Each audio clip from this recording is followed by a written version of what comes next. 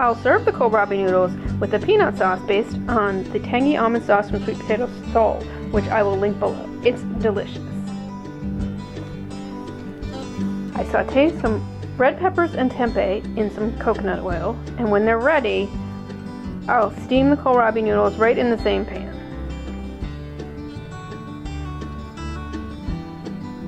I add the sauce. Here we go. I'm gonna let it cool off a minute. It's pretty hot. So the noodles are a little bit crunchy, kind of in a good way though. I could have cooked them longer, and you can definitely cook the crunch out of it. I find it kind of pleasant.